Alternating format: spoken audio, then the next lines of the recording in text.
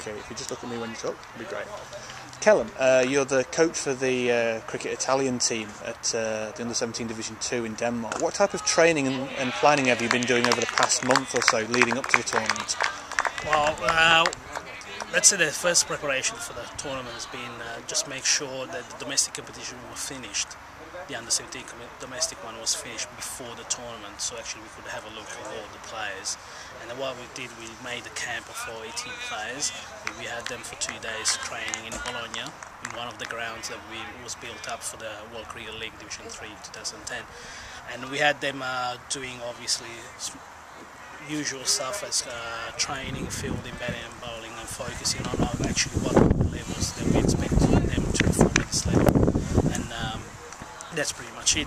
And then from there we picked our best 13. So pretty much we had a bit of preparation. It's better than the years before, where we tend to have a smaller number. This year we actually had a much bigger number, because we had actually something around 50-60 players to pick 18, and then from there we cut it down to 13, which is here. Sounds like the cricket's definitely growing in Italy. What type of cricket messages do you give to players as a coach at the level that you're at? Well, yes, it's definitely growing. It's not just the number. We've seen throughout our junior national teams that even the quality and standard of our playing has improved, and that, I mean, the results as well as says.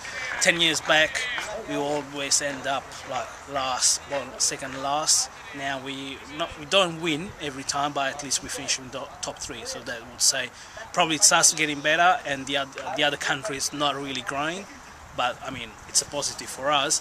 Well, the message is there are various messages that we send through to the players. But the first thing it's a privilege for them to be here. Has to be an honor for them because they represent the country. And I've said to them last night, there are thousands and thousands of players of cricket that probably are better than them. They would never have a chance to represent their country. And these guys, they have a chance to represent their country.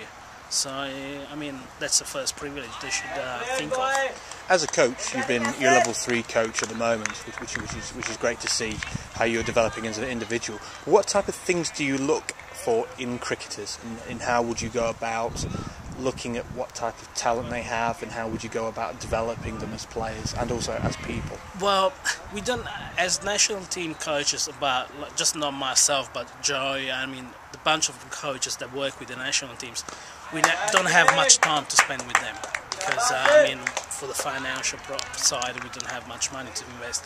But when we sort of find a player, what we look at them, it's actually the basic technique, if it's there.